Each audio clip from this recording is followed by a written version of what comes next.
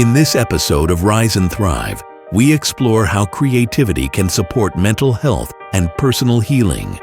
You'll hear from artists and everyday people using creative outlets, not just to make something, but to feel something, release something, and move forward. This is Rise and Thrive, where stories of resilience meet the power of art.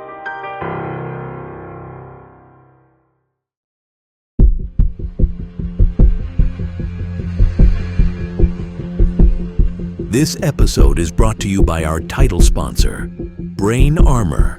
Visit brainarmor.com and use the code RISE and THRIVE to receive 50% off your order. We are here at the Art Gallery of Burlington to find out about the artistic side of people that may be having some mental health issues. Couldn't think of a better person than the artistic director for the AGB, Suzanne Carte. Thank you for joining us. Thank you so much for being here. All right, so right off the top, I want to ask, there are people that think, when it comes to art, I can't draw. In my case, I can do a great stick man, that's it. Does everybody have some sort of an artistic bent, and then you just have to kind of dig in and find out? Oh, definitely. And not even if it's in their own hands, but in their imaginations and being able to come into a gallery situation and to see work that inspires them to think about something in a different way. So maybe it might not be the technical knowledge in your hands, but it's coming with an experience too, and exploring artistic excellence. I wanted to ask about what do we call these things? Gargoyles, creatures, these things that are sitting behind you. Staring at you. Who created those? McLaughlin, and yes, all the above. Okay. So it's looking at stop motion animation, but putting it within clay. So thousands of objects that turn into a short. And for this, you have something that's like both seductive, but also evil, but also childlike. So with this piece here, there's so many different entry points. So you have kids that are completely fascinated with it, adults that are a little bit titillated by it, and then you also have folks who are working within clay that also are amazed by the technical proficiency of them as well. One of the things that I've noticed, one of those things keeps staring at me with an evil eye. So I know. I got to tell you, Look away. I feel a little intimidated by that. As you should.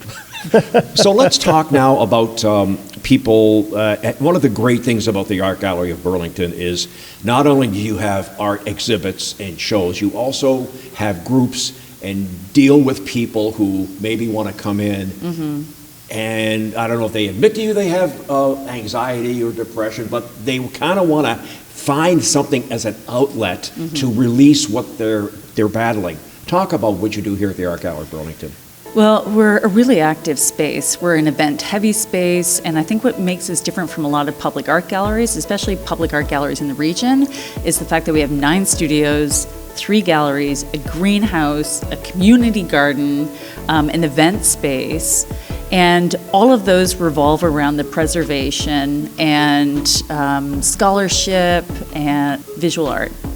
Craft-based a lot as well, but because of that, we have a direct kind of like one-to-one experience of what it means to make art within the studios, what it means to view art from artists all over the world, shown within our exhibition spaces, both in our main gallery space, but also in our project spaces.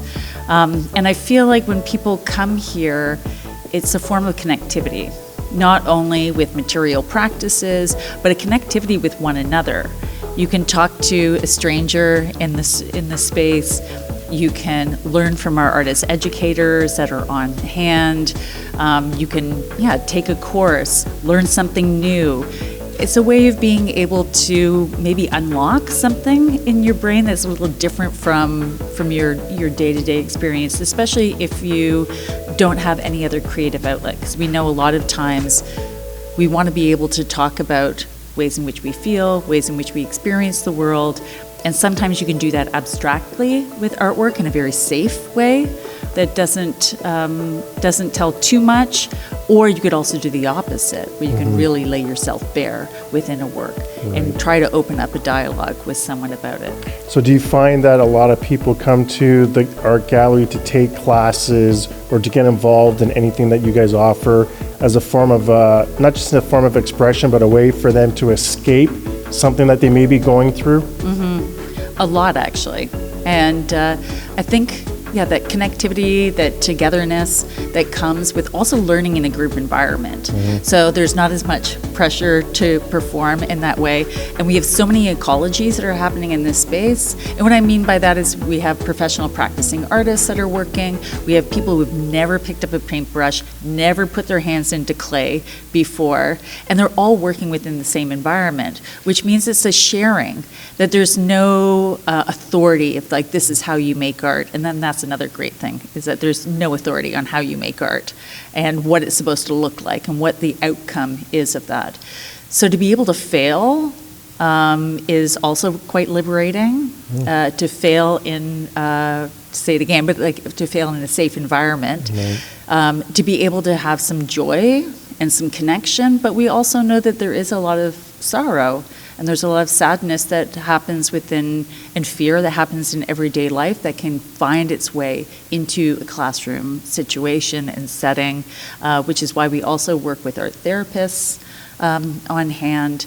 But yeah, to answer your question, I think it's about a group sharing dynamic where people within the loneliness epidemic are able to find a moment of respite here. Yeah, I mean, that was gonna be my follow-up question. Did you find that after COVID, a lot more people were visiting the art gallery to find that escape, to find that sense of, I need to release, I need to get some interaction, I need to help with what I'm going through?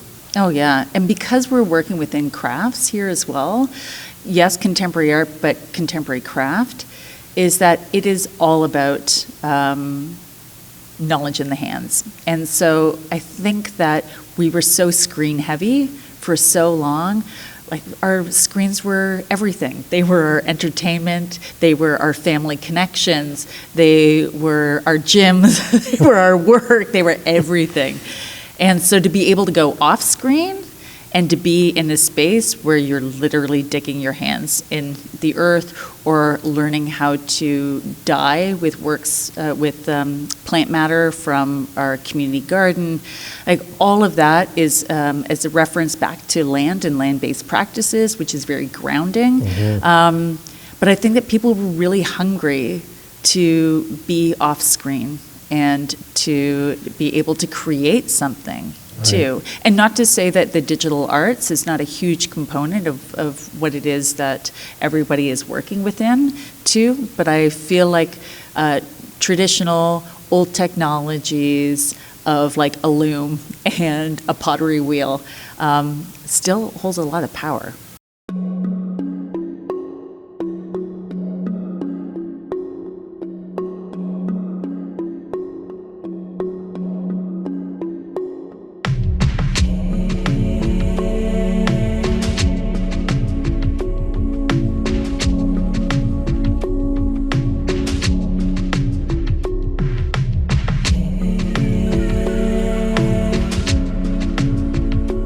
It's been said, the old Chinese proverb says something along the lines of a walk of 1,000 miles begins with the first step.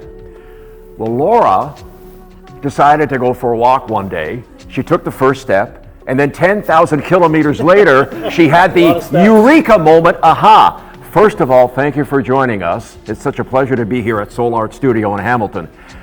If you will, tell us the 10,000 kilometer aha eureka story. Absolutely. All right, well, I have to kind of take you back because there's a journey to get to that. Right. Why did I even do that? So I will take you back to childhood. Let's go back to the beginning. Everything starts with childhood. Let's go back to the beginning. So I came into this world with a lot of creativity, a lot of inspiration, connection with the magical realm, but very disconnected in this realm. Like, how do we exist here? And my way of dealing with that really was to turn to art. And so I went deep into my inner world, and then I went on to school for fine arts, and I thought, well, I'll just go be an artist. Like, there's a solution, and I can integrate in this world. But when I graduated from university, I came out, and suddenly I was like, oh wow, you have to make a lot of money. You have to make a lot of money to be an artist or to live. And it was like a shock wave. I'm like, oh, how do you be an artist in this world? And so I used to go for these walks, and I would just pray to universe, life, show me how I can follow my heart and make money, basically. And I was just like, how am I going to be an artist in this world? And I just had this inspiration. I'm like, well, just walk it out. Like, it kind of felt like it was a message that came to me. Walk it out. And I'm like, well, I am walking. And then I thought to myself, well, I should get paid to walk. And so I ended up applying for a job at Canada Post. And I made a deal between me and the universe. And I said, okay, I will walk 10,000 kilometers. And at the end of that, I want to know how I can follow my heart and make money. How can I be an artist in this world? And so I got a job. I became a letter carrier. And I walked for over 5 years. And during that time, went into a very deep meditation, mental processing, clearing limiting beliefs, clearing, I cried and screamed, and it's like every day I'm walking 4 to 5 hours, sometimes 6 to 8 if it's like snow and sleet and all of that. And at the end of that journey, to the month that I completed it is when I moved into this studio. So that was almost 20 years ago. And then I started my business, and I, dove into my art and connected in the world, and I was ready to, because I had gone through the process of clearing and aligning myself to do that.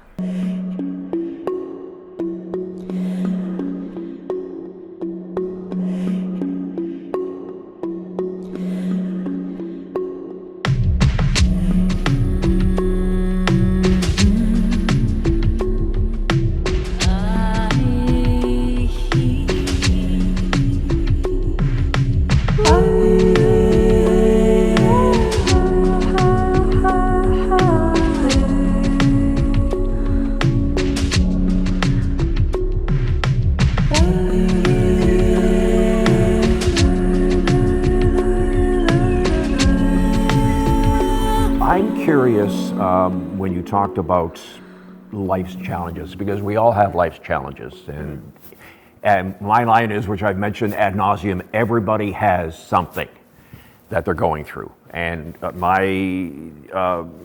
way I look at it is, I look at you now and everything's fine, you're radiant, you're smiling, but deep down inside you could have an issue that nobody knows anything about.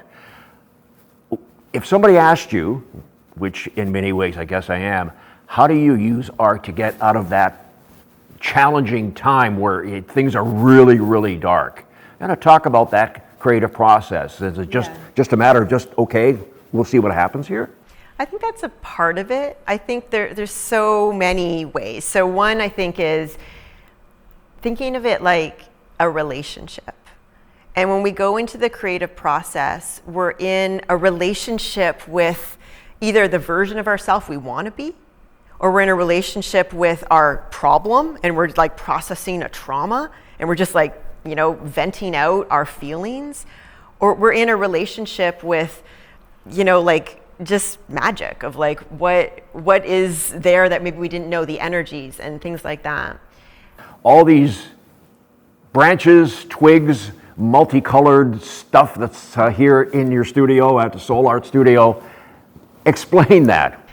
So the piece that's here on the floor beside us is made up of hundreds or thousands, I don't know the number, of sticks that I collected on my hikes where I still walk, even though I'm not working at Canada Post anymore. Right. I still walk every day, because that's one of the places, I will just say, that when I can go into kind of right, left, your feet are moving, you get into a rhythm, that puts me in the zone. So when I'm out on those hikes and I'm in the zone and I'm getting messages and I'm inspired, it's timeless, I start collecting sticks. I start getting ideas. And so, thousands of sticks later, and I paint them, and then I make installations and sculptures and paintings with all of them. So that's what's on the floor here. Fantastic.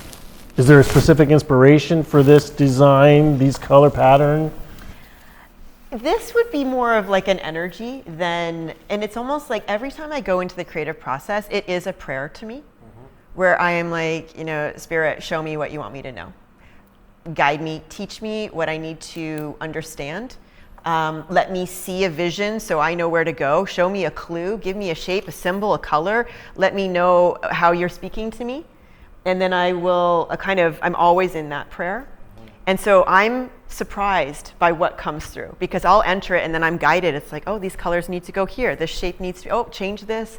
And then at the end I look at it and I look at it almost like that's my mentor. Like, oh, this is what you want me to see right now. Let's decode it. What does this mean for my life?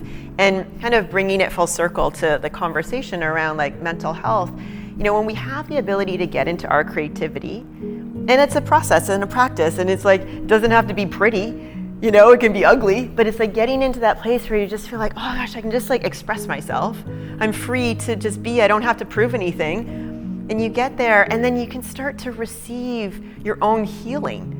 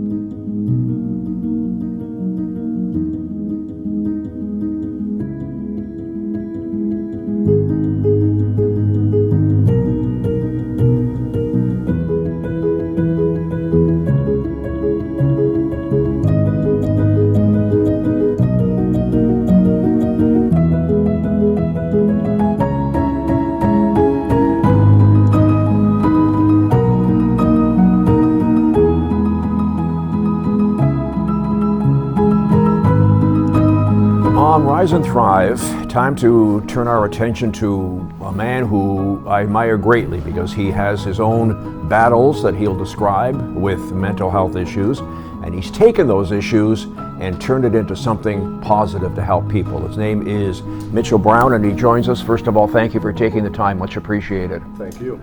So let's go back now. You use photography to kind of get through all the stuff that you're doing and helping out other people, and you formed a group which we'll talk about in a few minutes. But let's kind of go back a little bit. Let's talk about your story, because it may surprise and maybe shock some people. Well, my official diagnosis is persistent depressive disorder with anxiety distress, and I've lived with this for several years. It's rough sometimes, but other times I get by and it's funny. And think back, if you could, and talk about, I don't know, the symptoms when all this started. And I know that sometimes we forget things, but was there something that really jumped out at you that made you think, you know what, something's not right here? Anxiety. It's the anxiety I dealt with. But taking that one step further, what were the anxiety symptoms? Because when I have my cases, I know what I go through, but what about yourself? Heart racing, getting paranoid, shaking, getting clammy, everything, just all at once, noises, voices. Talk about the therapy that you went through and all the different steps that you thought, okay, let's try this and see what happens. If it doesn't work, we'll try something else. When I had my first bout of suicidal ideations, I was given a treatment called rapid transcranial magnetic stimulation. That's a lot of words. Yeah. It's RTMS. Yes. It's a series of magnetic pulses that fire into your brain and help jumpstart some things. And that pulled me out of the suicidal rage that I was in for quite some time. But then, as depression is depression, it came back several years later. RTMS was no longer an option. So the doctor suggested he really wanted me to do shock therapy. So I thought about it. I was nervous, but I went with his professional Opinion. Yeah. And I went through the shock therapy. It was they did unilateral. It was 10 sessions. They did unilateral, and nothing was improving. So they did bilateral, which is both frontal lobes. And it's a series of small voltage shocks that jumpstart brain activity. It was after the 8, so it was 10 sessions, 10 rounds, and it was only after the 8th session that they noticed the difference. Is it fair to say that the depression is with you all the time? Yes, yeah, it doesn't leave, and it will be with me for the rest of my life. This isn't situational depression, it's chronic depression. It's not going to leave me. How do you handle that? Or is it just like a day-by-day thing and... Just roll with the punches. Some days, like I said, are worse than others. And like I said, this right here is how I deal with it. This is how I deal with it. I have a great support group around me. I have a great group of friends, family. The counselors I see are fantastic. This right here has been my lifesaver. So talk about the photography aspect. You talk about how that thing sitting in your lap literally saved your life. Talk about how you became interested in photography and kind of take it to the next level. Oh geez, I've been a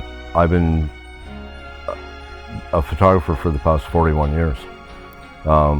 It's always been my creative outlet, and only I'd say in the past 2 years I've been using it more as therapy for myself than anything else. When I look through the lens, all of my problems disappear.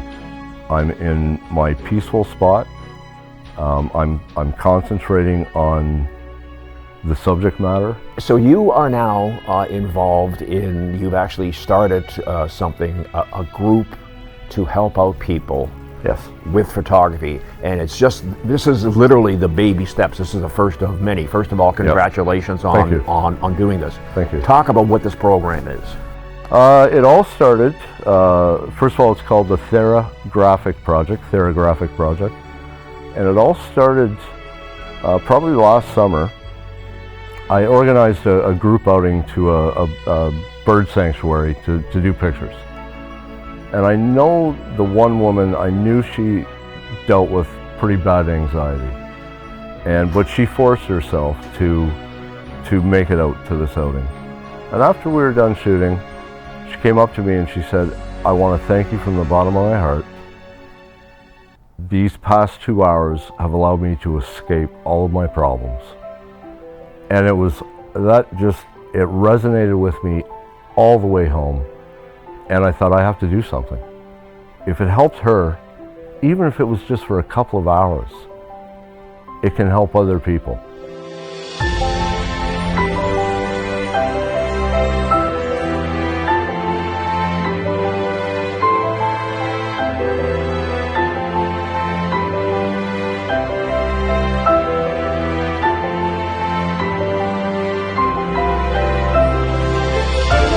Our special guest for this segment is Madison from Houston, Texas. Madison, nice to see you again. Hey, nice to see you. How are you doing, Michael? Very good, very good. Thanks for coming on the show. Thank you for having me. I appreciate that.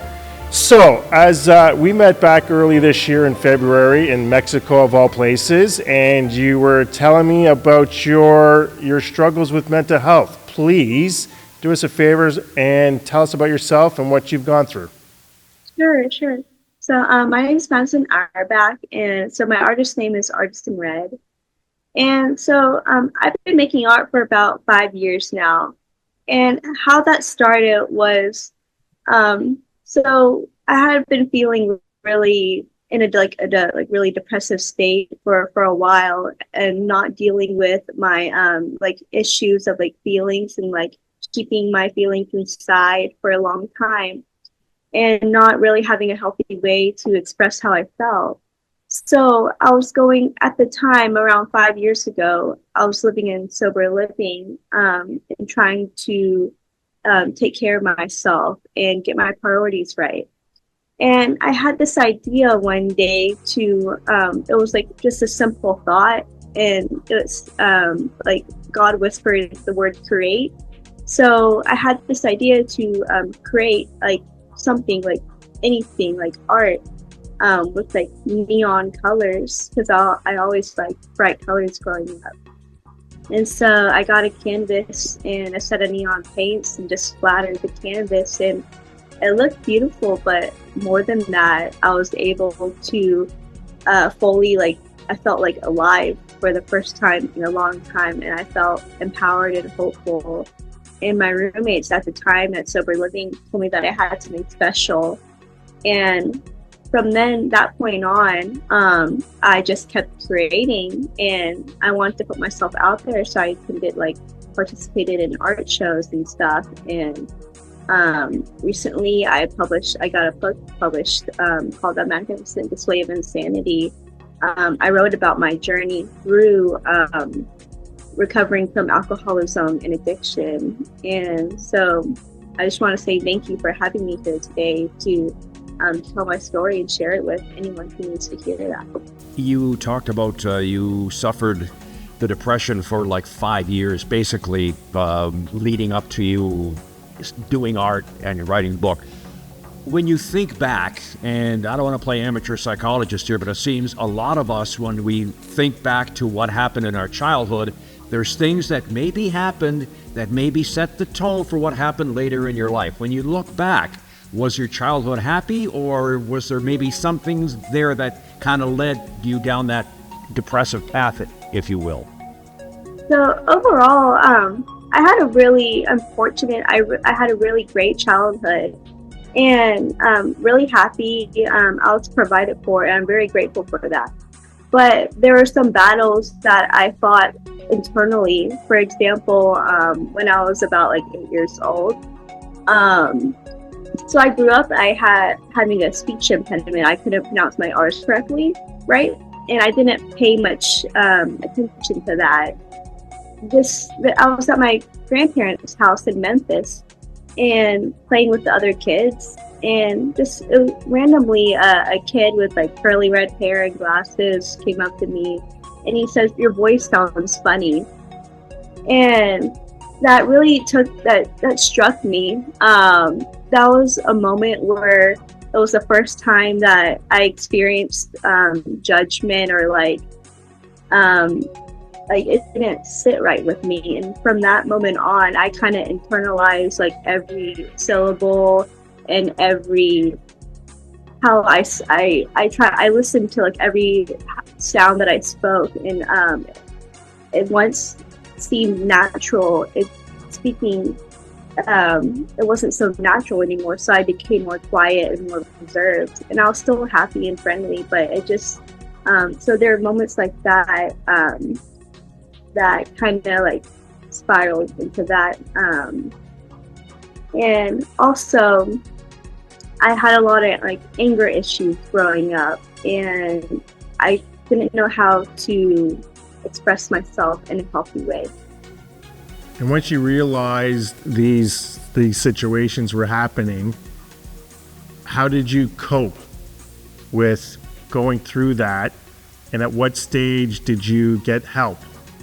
So I was really involved with sports growing up. I played basketball for 9 years, and that's how me and my dad bonded. I'd have like anger and feelings, and I wouldn't tell anyone about my feelings, really. So I'd use sports as an outlet, working hard, and I wouldn't intentionally hurt anyone, but I get fouled out a lot for like being aggressive with the ball and everything. But I didn't really have a healthy way. Like, I didn't know how to communicate my feelings until it was in college, and I found an unhealthy way to drink. And then I found rehab. That's fantastic. Well, I want to congratulate you on your recovery and your healing journey, as it, obviously you have your whole life ahead of you, and what you're doing with your art, I think it's very inspirational. And I want to thank you for coming on the podcast today and sharing your story. And I look forward to buying your book. Thank you. I really appreciate you guys. Thank you for having me.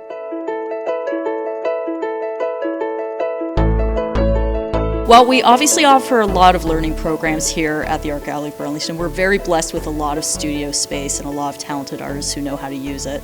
So we have a long tradition of offering classes and workshops, hands-on family programs. But one of the things that we've been doing the last few years that we're especially proud of is our partnership with Joseph Brant Hospital's mental health unit.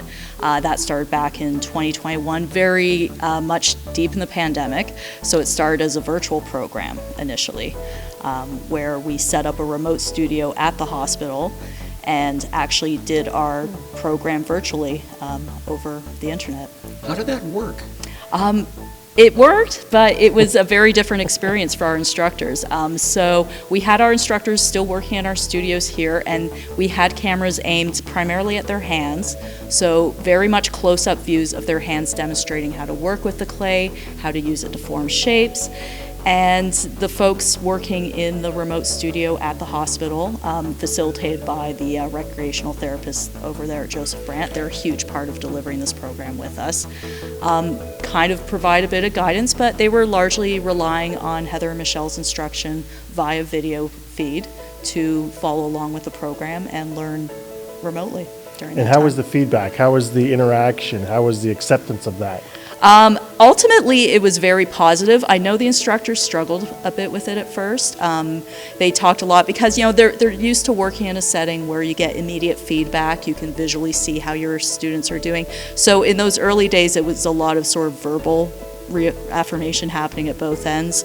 Both our instructors checking in over the video feed to make sure that everyone in the room over there were comfortable following the steps, but also needing that feedback from the recreational therapist, making sure that what they were trying to convey was getting through. And the answer was yes, that this was going well. But we were very happy to pivot to in-person as soon as we were able. I'm smiling because I can see somebody coming in, again, that maybe doesn't have the self-confidence, that they're dealing with a whole bunch of anxiety or depression or suicide ideation or whatever it is. Mm-hmm. They come in day one, I don't know if I want to dip my hands in clay. I don't know if I want to paint this picture. I don't know. And then you see the progression, not only in what they create, which is one thing, but, if you will, coming out of their shell. Yeah, absolutely. Yeah, that very much happens in the space. I mean, clay is such a forgiving medium in a lot of ways, so that certainly helps to begin with. It's not particularly challenging, and we're initially, especially with the program we're running right now with our art therapists, we're not really putting the emphasis on creating a finished product. This is really about an experiential process of working with the clay and allowing it to be a therapeutic tool, as opposed to something where you need to create a finished sculpture. So right now with the program that we're running this year, we're working with an art therapist, and part of their process is even just to begin with, like having the clay wrapped in a damp cloth and inviting them to just unwrap that clay, to try smoothing the clay, just to get to know it from a tactile point of view in a way that's really soothing and really just about grounding the experience in the tactile experience of the clay. So as a kid who didn't like to get his hands dirty, exactly. This is something that is actually pretty have permission. cool. Yeah. Where you still do actually, where you come in and you massage the clay and work with it, and if you don't like it, you just basically tear down and start again. Exactly. Like it's not even about art as an outcome, really. Right. It's about using the things that we use in art to be able to process emotion, to be able to like kind of draw out what your feelings are going to be today. You've been watching Rise and Thrive. Thank you. We'll see you next time. A big thank you to all our sponsors, and a special shout out to our title sponsor, Brain Armor. Don't forget to visit brainarmor.com and use the promo code RISE and THRIVE for an exclusive 50% discount on your purchase. For more updates and to stay in the loop on upcoming episodes, be sure to subscribe to our website at riseandthrivepodcast.ca. We're grateful for your support and look forward to sharing more inspiring stories with you. Until next time, keep thriving.